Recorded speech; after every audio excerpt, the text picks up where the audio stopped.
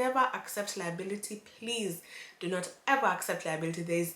Here it's everyone for themselves, and it's up to what someone can prove.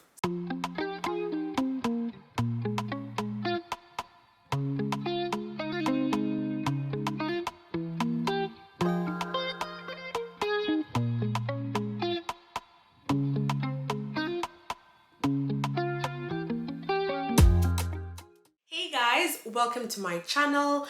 If you're new here, make sure to hit the subscribe button, and if you're a returning subscriber, welcome back. If you're part of the fam, welcome back.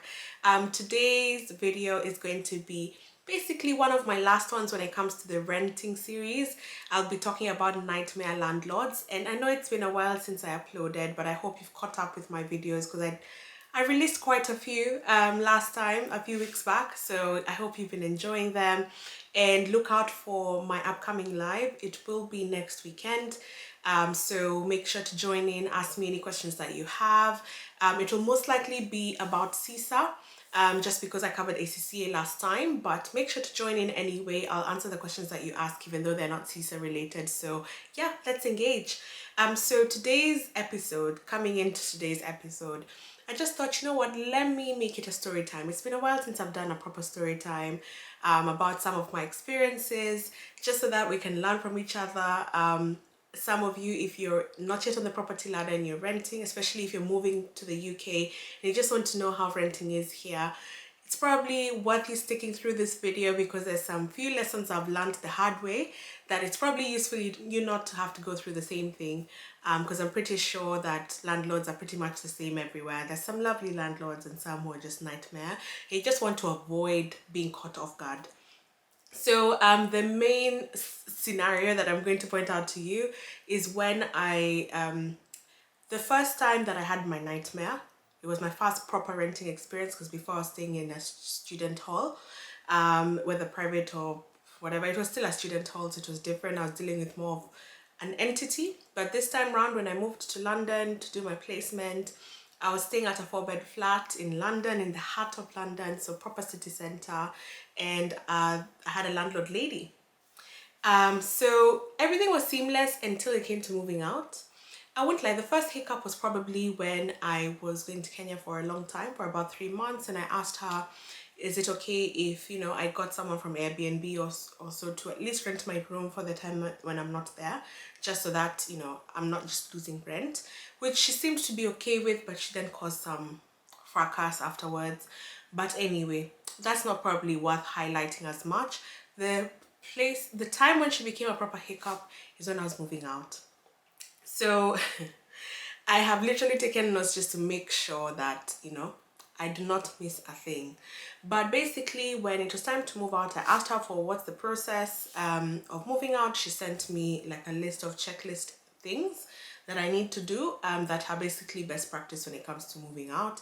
I cleaned, removed my things, cleaned, because it was a shared flat and we were sharing the kitchen, sharing the bathroom, etc. Everyone had like a row in the fridge, a row in the cabinet, like a cabinet area. In the bathroom, everyone had like a shelf. So basically, I just needed to clear out my shelf and my areas essentially, and make sure that my room is clean and ready for the next person. And basically, I repair any damages, etc. that I have. So that part wasn't clean. I think that part wasn't clear. The main focus in her email was that I basically need to clear out my things. So the day reached, I was extending by like 2 weeks just because I was moving back to Manchester, and my Manchester tenancy was starting 2 weeks later than the time when my lease would have run out, or my tenancy would have run out. So I extended by 2 weeks. We had agreed what the price would be, and on the last day I was packing up, etc., ready to move to London. Cleaned that place. It was just a room anyway. There was no London, you know how it is. They don't even have a living room. Most flats don't even have a living room. My room was what was meant to be the living room. But anyway, I thought everything was okay until it came to following up on my deposit. So when it was time to follow up on my deposit, Stories Jabba started. Those of you are Kenyan, you know what I mean. Anyway, I got some long ass email with damages totaling about £500. £500 in 2015 for a student is something. Yeah, so first of all, I was caught by shock, like proper shock, like what the hell. Anyway, she had charged me professional cleaning. So apparently she got a professional cleaner to come through. She said that there were stains on the wardrobe, on the curtains, on the mattress, the hangers, the wall, the desk. There was a missing light bulb, and that she had to basically get professional people to take out rubbish. Hey. And then the ridiculous part, you've heard how many things she's listed have stains apparently. She listed a separate cleaning fee for each of those items: wall, desk, hangers, curtains. Apparently there was a professional cleaning fee for each of those items. Blows my mind. Then missing light bulb, £15, yet a bulb is £1.50, so she charged 10 times more than the normal price for a light bulb. The fridge shelf, because I mentioned to you I was in a shared flat, so utilities were shared. Apparently my shelf still had food, yet I remember clearing out my shelf. But no, I had food apparently. And anyway, that's the long story short. There's a long email with some ridiculous claims on what it is that she has basically charged me for, which I've never in my life ever seen, because I had lived, before I went to live in London, I'd lived for about 3 years in Manchester, and each year as a student you move out and move into a different place, and I'd never not received my deposit. So this was a shock to the system. Anyway, me being a good girl, because she had attached some photos, so she had said like on the desk there was like a cup stain, or the curtains there's a bit of some oil stain or something. So me being apparently, you know, trying to work this out, and I do want at least some of my deposit, I was like, I disputed some of the costs, and then some of them I accept, like the missing light bulb. I remember like one of her family members had come earlier, and before I moved out, and I'd mentioned to them that one of the light bulbs has gone off, and they were like, oh yeah, we'll replace it. Now, had I put that in writing? No, it was just something we had spoken. Of course, that was something I tried to dispute, but of course it was more so when, who, when, where. They were proper like, it was just so bad, guys. Like, I've never seen a landlord as lunatic as this one. But anyway, one thing I did not realize is that I probably should have disputed everything. I was trying to show that I'm working with her, so I was like, okay, cleaning fee, cool. I'll accept the cleaning fee, but I don't accept you saying that I've stained the wall and whatnot. I do not remember staining any wall, but maybe if you said there's a cup stain on the desk, cool, okay. If you say that the curtains should have been washed and whatnot, these were blinds by the way. I've never removed blinds to wash them. But anyway, cool. I accepted some I outrightly disputed. Now, what I learned the hard way is that do not ever accept liability. It's in fact, it's coming to in the lessons learned. I'll quickly run through them, but do not ever accept liability. If you think someone's working with you, you think that, you know what, let's just come to a common ground. It did not work in my favor. So what she did was, the ones I was like, okay, cool, she quickly added them to the side, because there was like deposit scheme that we were using, and she had put her request for the money, like basically money not to be released, but the 500 to go to her on the system. So she basically said, this one, I'm going to send it through, this amount, like about 150, I'm going to send that through for you to accept. So what we're disputing is the remainder X and X amount. So where she's at, she's not at the ones I've disputed, she's not trying to work with me. She's just saying, oh, the ones you've accepted, at least release that to me and we'll work through this other one. If that was the case, then I would have disputed everything, because me, I thought we were coming to a compromise. Anyway, I was so naive, proper naive, thinking people have my best interests at heart. But anyway, the long and short of it is, we went through the adjudication process. I ended up disputing everything, though she did have my emails where I was trying to work with her and accepted some liabilities, so that didn't work in my favor. But long story short, I ended up paying her about £300, so at least I got £200 back. But I know for sure I would have managed to get a lot more if I navigated this scenario differently. So some of the lessons I learned the hard way, and I've done ever since. Of course, not at least I'm in my own house, but the other places that I've rented, when I moved to Birmingham, I rented for quite a while, and I've not had those issues. I take pictures when I move in, Lots and lots of pictures. Take close-ups. Take, especially, near the bedside area, there's usually, that's the place where if you're likely to touch with your hand or anything, it would be there where they have wall stains. Take pictures, a lot of them, when you move in, because you will never get a place in 100% condition unless you're moving into a new flat. You will always find that there are certain things that are off. You want to capture them in your move-in pictures, just so that when you move out, they don't say that it's you. Because landlords have a way of just charging every tenant the same thing. They know that that issue was there, but because you can't prove it, and in the inventory pictures when you're moving in, they don't take a close-up, so there's no way to really say, but this was there. To them, they're like, my friend, this was not there. And so you have to have your own evidence.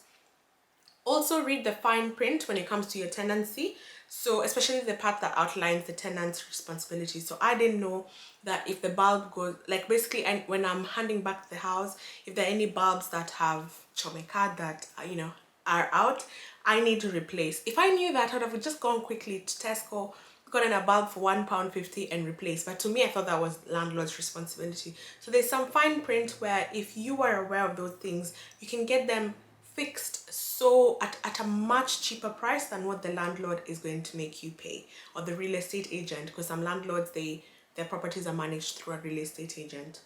Also, report issues that are a landlord's responsibility before you move out.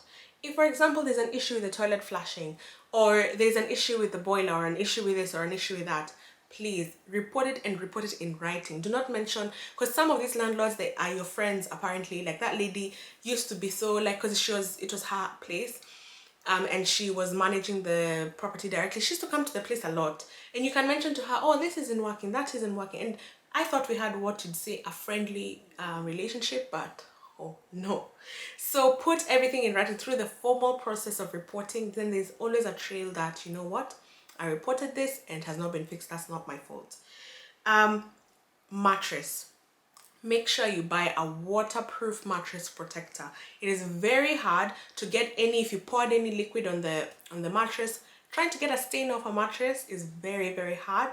And even if you try to steam clean or whatever, like, just avoid all of that and buy a waterproof mattress protector. It will save you a headache, and it will save you having to pay a lot of money when it comes to mattresses. Also, for stuff that's your responsibility, fix it before you move out. That's just a no-brainer.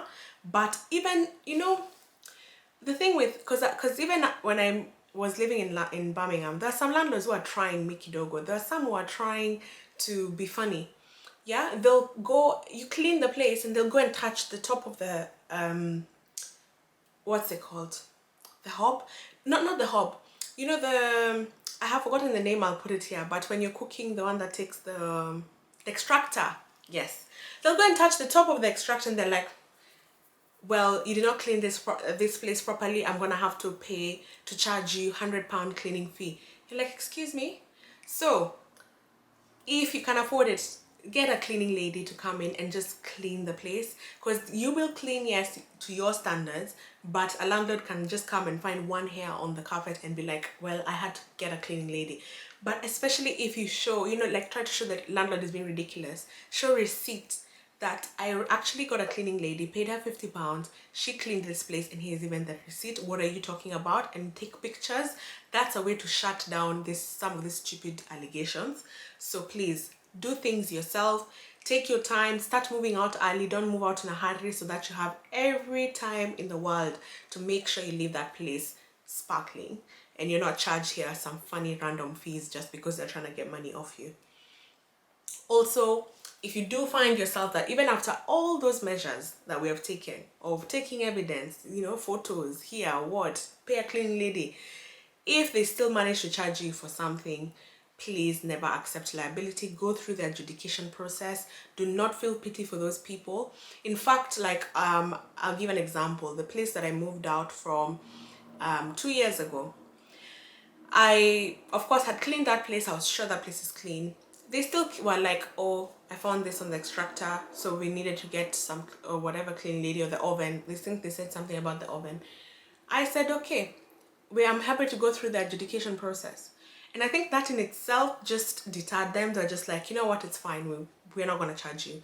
But if you show that you're willing to go the long way depending on the landlord's effort and how determined they are to piss you off, then you know what, they'll some will see, oh, you're not bluffing, and they'll be like, okay, it's cool, especially if they know they don't have grounds to stand on. But never accept liability. Please do not ever accept liability. Here it's everyone for themselves, and it's up to what someone can prove. So yeah, stand up for yourself. And since then, I have not gotten that bill. I've gotten my deposits back because girl learned the hard way. Your girl learned that this world is not for the weak. Yeah, but I hope you enjoyed that. Please let me know what nightmare landlords have put you through. What is it that you've gone through? What have you learned? Let's engage in the comments. I'm interested to hear what your experience has been when it comes to landlords, and hopefully you have a smooth renting experience in your current place. All right, cheers, bye.